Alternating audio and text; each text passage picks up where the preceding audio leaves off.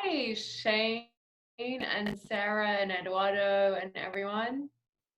Hello, everyone. Okay, I guess it's 5:03, so we'll get started. But before we do, everyone, if you see there's a Q&A function at the bottom of your screen. So if you have a question that you want to ask throughout the conversation, you can just pop it in there and we'll try to get to it at some point. There's also the chat function. So if you want to say something to one of the panelists or to the group at large, you can do it there. Obviously, please keep your comments respectful. And then there is a hand raising function, but we're not going to use that today.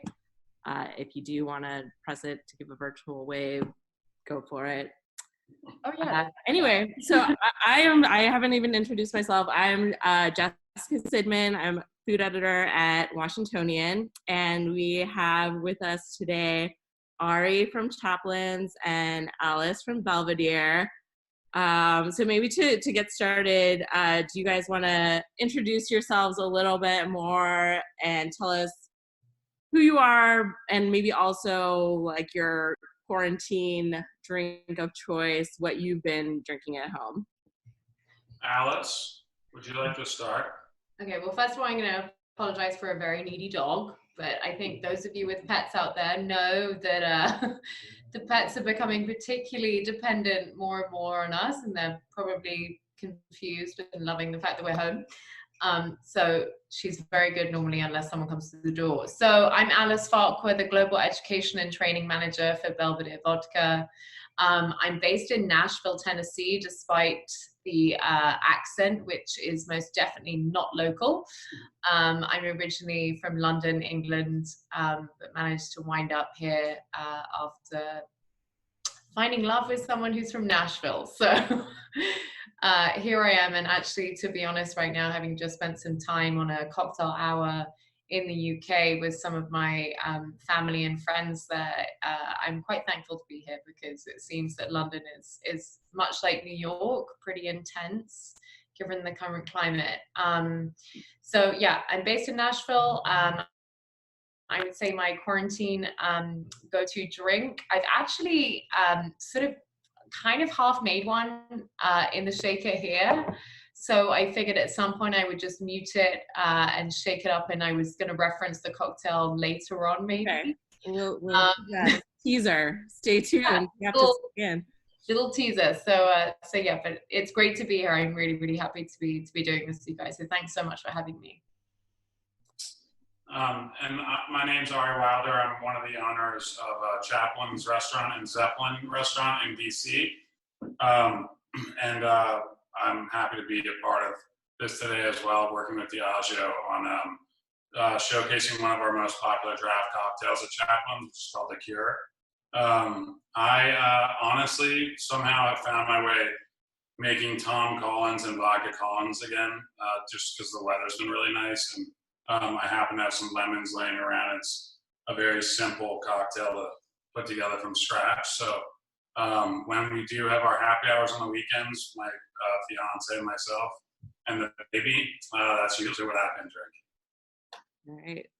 So Ari, I know this has been such a strange and difficult time for restaurants.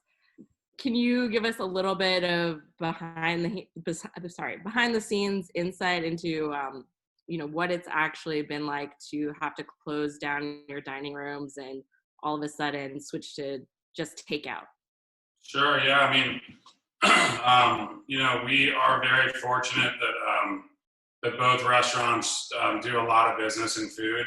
And we were really fortunate to have a staff that that wanted to be a part of still being able to serve food to the neighborhood of Shaw, and a lot of the industry people that have been showing support. We've been very fortunate.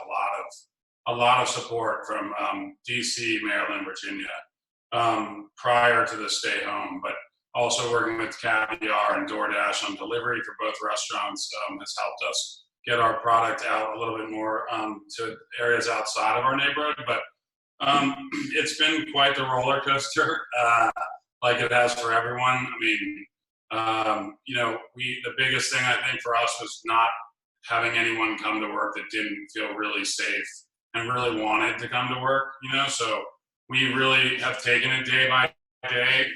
We didn't know how long we'd be able to do it. We didn't know how long we'd even be allowed to, but also, the second one of our chefs says no, that they just want to stay home or take care of their family, or they're concerned about their own well-being or the well-being of their family, et cetera, is kind of when it's going to have to come to an end until they are happy to come back to do it again. But yeah. I mean, we do a fair amount of to-go business for Zeppelin and Chaplains just because of our neighborhood with a lot of residential density around us. So we have continued to do really great business with to-go stuff, and with the whole cocktails to go and all of that the city kind of was able to pull together pretty quickly to get so that not just restaurants would be able to still do some kind of business, which I think has been really great for a lot of colleagues of ours and a lot of friends that own or operate restaurants in the district.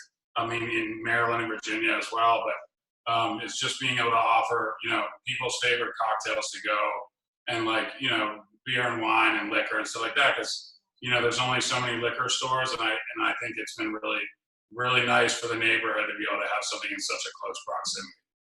Yeah, absolutely. And what's the setup look like at your restaurant right now, especially with all the safety precautions?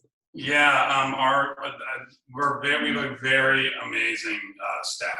I mean, the management team and the support staff we've kept it as 4 to 5 people consistently the whole time. That way we could really eliminate a lot of the extra exposure from having too many people working.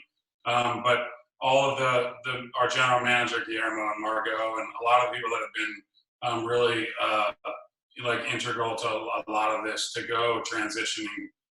They've really turned the restaurant into a really efficient, grab and go, no contact takeout restaurant. So it's the front of Chaplin's, where it used to just be where you walked in and be seated, is now where they have everything set up and ready to go. And the doors stay open, so there's no opening and closing doors. And our staff is walking out the bags and handing it to the guests when they come. We're doing almost all the payment transactions are done over the phone. Yeah. That way we eliminate the transaction of credit cards. We ask people to bring their own pens, so we don't have to, but I mean, we also have ours dipped in rubbing alcohol, so just in case they need to use one of ours. But we've taken as many measures as we possibly can. I mean, it's been quite the evolution as well. From the very beginning until now, it almost looks like we knew what we were doing when we started doing takeout, because the staff has been so great about just improving it on a daily basis. But yeah, I mean, it's definitely, we're doing everything we can to encourage the neighborhood and people that want to get out of the house and, maybe tired of cooking their own food, to be able to come by and grab stuff. And, in order to try to pay some of the staff, and other than the GoFundMe that we set up for Chaplains and Zeppelin for the staff relief, which is on our websites, we also liquidated a lot of our inventory, which a lot of people have done, I think, which was just, tons of liquor, wine, et cetera, selling it at cost just to get it out of the restaurant and be able to have some Chaplains. It's for sale. Yeah. So we sold, a lot of stuff. I was tempted to start selling furniture, but I feel like we're going to need that. Okay, wow. Hopefully it doesn't come to that. Hopefully things will start to get better. And Alice, I'm curious, with everyone hunkering down at home, have you noticed any new trends in terms of what people are drinking or how people are drinking? Yes. As I mentioned, I actually just came off a call that my brother organized with a bartender in London who runs a bar consultancy agency. So him and about 20 friends all contributed about £15 each to join the call, which half of which went to the bartender and then half of which went to the workers on the front line in the healthcare industry in the UK. And they just spent the past 2 hours learning how to make 3 really simple cocktails. So they made a martini using Belvedere, thankfully. They learned to make a sour using anything that they really liked. And then they learned to make an Eastern Standard, which is, you know, a known and loved cocktail as well. So I think what we're seeing now is that people perhaps that hadn't really had an interest in creating cocktails at home or making them, or were maybe a bit afraid, are starting to take steps to really create these cocktails themselves. So that's why this is great to have a happy hour now. So people can follow along with someone like Ari, see how it's done, have him make it feel comfortable, approachable, help everyone feel confident. And the other thing too is that I find that people are, you know, approaching it more like cooking. So finding things in their fridge that perhaps they wouldn't have considered putting into a drink, and trying to incorporate it into drinks. You know, I have heard people say that they, huh? Any funny examples of that? Well, I actually had someone the other day, a friend of mine, who had like a bunch of carrots that were going off, and she juiced them, and she was like, I've never made a cocktail with carrot juice. I've never considered it before. So I just think, you know, there's a way of looking, I mean, you've got to look at the sort of hilarious trend of everyone making banana bread, because all of their bananas are going bad and they don't know what to do. So if people can maybe start thinking about ingredients in a similar way, you know, not being afraid to incorporate them into their drinks, then, you know, I think we can have some really special cocktails that come out of a time that's, you know, quite challenging for all of us. Yeah, absolutely. And I know also Belvedere, like many distilleries all around the country, pivoting, that's the word du jour, right, to hand sanitizer. Can you tell us a little bit about that too? Sure. So, you know, Belvedere vodka is made in Poland, and at our distillery, we've switched to be producing high-level alcohol, which when we produce vodka, we distill to 96%. So in order to create hand sanitizer, you need over 70%. So that gives us the ability to be able to produce high-strength alcohol that we can then put forward to be used, you know, across all of those frontline medical emergency forces in terms of using it for disinfectants. So we can't actually produce hand sanitizer per se on site at our distillery, just from a licensing perspective, but we can certainly contribute that alcohol, high strength alcohol, to the use of cleaning products. You know, without the hand sanitizer, you mustn't forget the cleaning required in all of the hospitals and all of those frontline industries. You know, the fire department and things. So we are doing that at Belvedere. From LVMH perspective, we have produced hand sanitizers in our perfumeries in France. And Moet Hennessy USA, which is the sort of parent brand of Belvedere Vodka, has donated over about $8.5 million to the USBG Relief Fund for bartenders and the hospitality industry. So we're really, really delighted and proud to be a part of it. You know, for me, from a personal level, my other half has bars and restaurants as well, so is experiencing something similar to Ari. And, you know, these sort of relief funds and efforts really do make a huge amount of difference. You know, my other half let 800 people go, and anything that these funds can do, they're going directly to the workers. So, you know, I think if people are seeing that, then buy a gift card, you know, do an online class, anything that these hospitality outlets are offering is really, really worth taking part in and trying to help out. Absolutely. Well, I know a lot of people came here for the cocktail tutorial, so I want to hand it over to Ari, who's going to make the Cure, which I believe was one of the original cocktails on your menu and also one of the most popular. Nothing to do with the torched rosemary at the end, which everyone seems to really love. But yeah, the Cure is one of our draft cocktails. Almost 6 years now that Chaplin's has been open. It's been one of the most popular. We've used Belvedere from Moet Hennessy as the base, and it's had a couple iterations. But right now, and Alice and Jessica and I were talking about just a kind of segue off of what Alice mentioned about using like, stuff from your kitchen and trying to use things that you have that are laying around or are going to go bad in your refrigerators, like citrus, fruits, etc.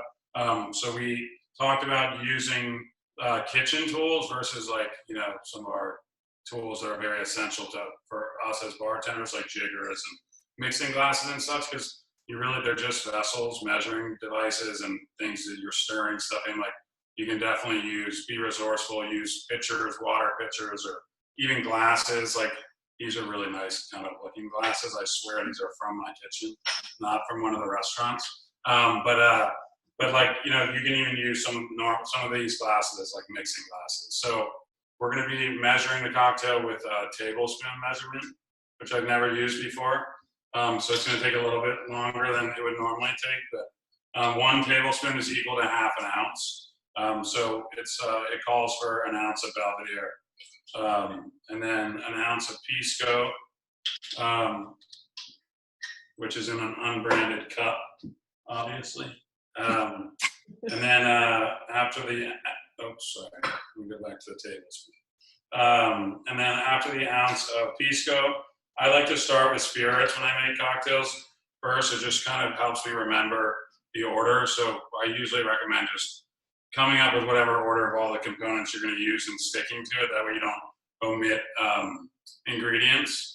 So an ounce of Pisco, an ounce of Belvedere, 3/4 of an ounce of lemon juice, and then half an ounce of lime leaf syrup, which, if you don't have lime leaves laying around, which no one does, you can always just make a syrup.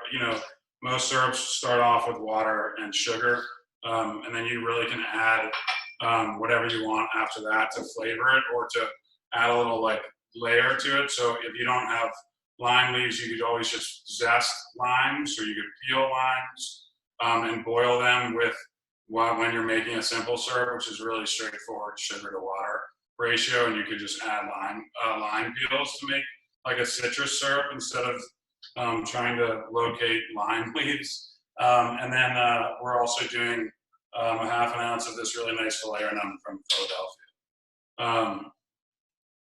This is obviously on draft at Chaplin, so we pre-batch it, and it's poured at both bars on draft, just because all of our draft cocktails are half off during happy hour.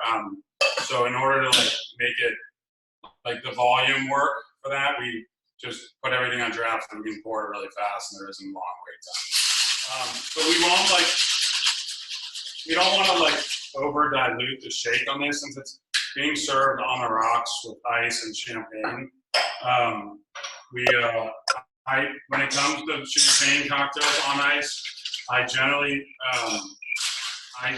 even though like I prefer to build cocktails and finish them with ice on the last step, but because champagne, the reaction with champagne and citrus and such can cause like a nice little volcanic eruption in the glass, I generally will strain it over ice first, because it chills it down and prevents it from like over fizzing. So we'll strain the cure cocktail into the glass, and then we'll finish it with champagne and the garnishes. For champagne drinks, if you have a stirring spoon, if you plant it all the way down in the bottom of the glass, it actually acts as like a really nice, like if you're trying to get the champagne down to the bottom, you can just pour it down the stirring spoon like this, and it actually helps mix it into the glass instead of it all ending up on the top. For those of you that have stirring spoons at home, if you don't, I don't really know how many things you would have in your kitchen that look like this, but I'm sure there might be something. I mean, you could use a straw or a skewer or something. Yeah. Yeah, or if you do a lot of kebabs, maybe you have like a kebab sphere. Let's have someone asking if you don't have a shaker, what can you use? I mean, if you have like I've been in situations before with plastic cups, with 2 different size plastic cups that one can fit on the top, like, you know, or, I mean, obviously you don't really want to use glass because it's most likely going to shatter, but like, you know, different size, anything plastic. You could even use, like, if you had to, if you have, like, you know, like those like storage containers you put your food in and stuff, you could always make the cocktail in one of those, like the Glade things that seal, and you could just add everything in there, shake that, and then Or get I mean, it into the glass somehow.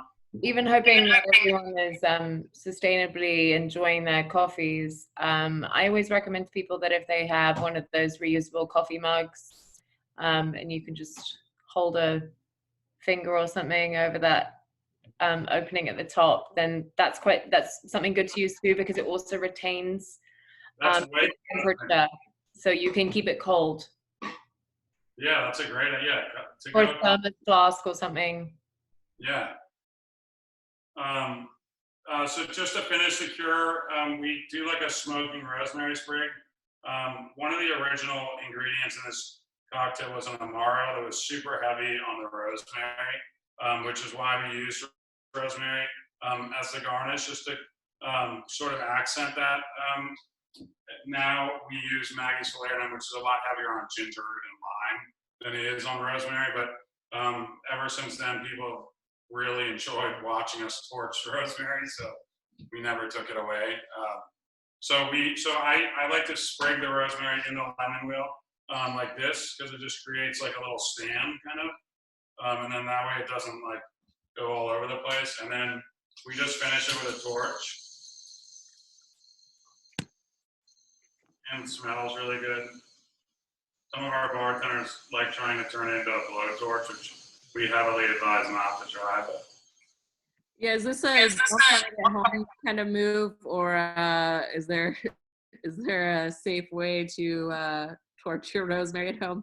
Yeah, I mean, if you don't have a commercial grade torch handy, so yeah, I would imagine not. you can brown if you get the rosemary leaves, like the tips of them a little brown from like a lighter. Once they're brown, they ignite pretty well. It just takes a little bit more time. Okay, so don't burn your house down, folks. Yeah, don't. So don't do that. I wouldn't recommend using any torches in the house. Got it. And someone else was asking, you mentioned one of the ingredients is falernum. Can you explain what that is, and like any substitutions? Sure. Okay, so originally the cure cocktail was made with a sweet vermouth, and then we used an Amaro after that, which just gives it, like, the Amaro obviously has like a nice herbaceous bitterness. The Maggie's Falernum is really heavy. It's a sugarcane based cordial that's made with ginger root and lime peel, and so it's got like a really nice silky viscosity, and it's like the ginger is pretty prevalent in this, which I think works really well with the cocktail.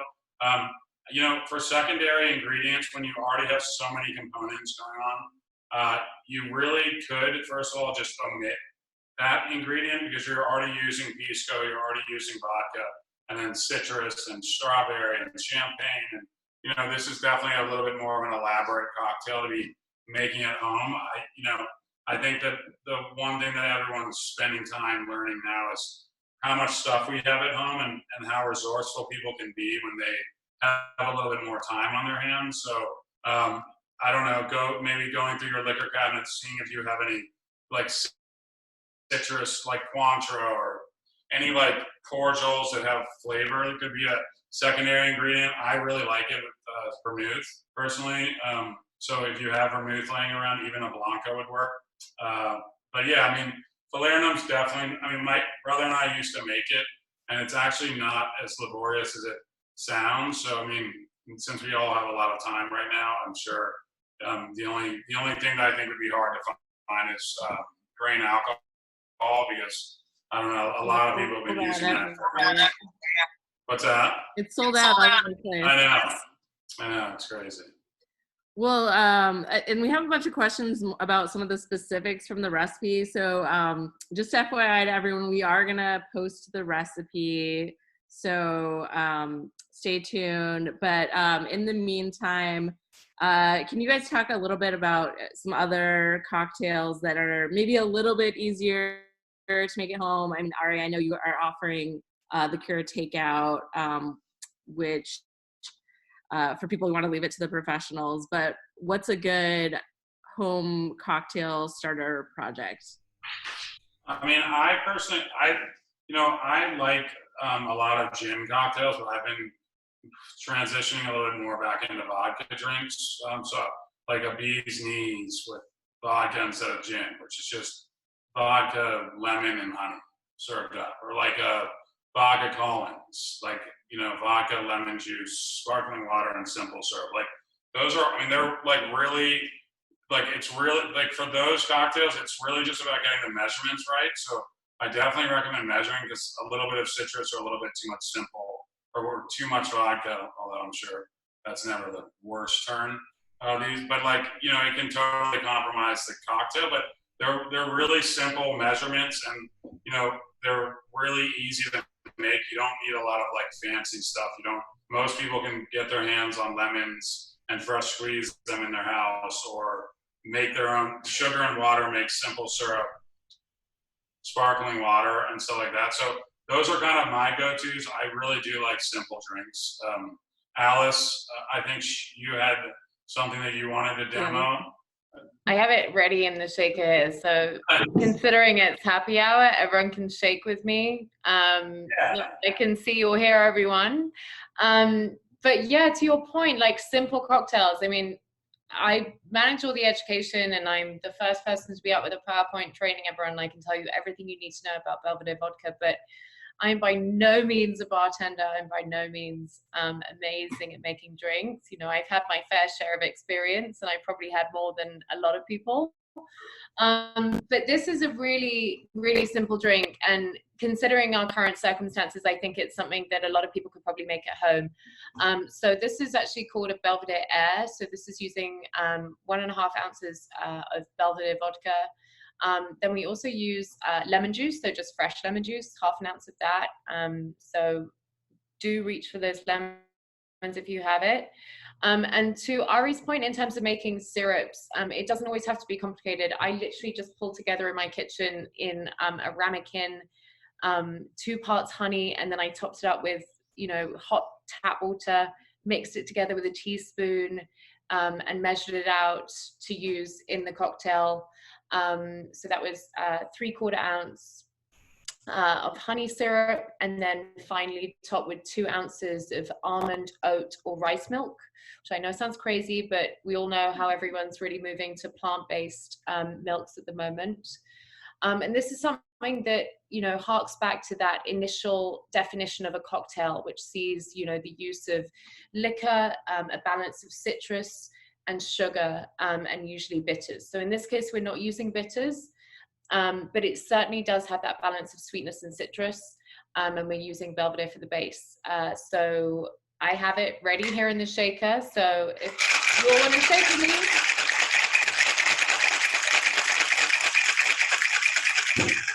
And I'm not using almond milk because I don't have it.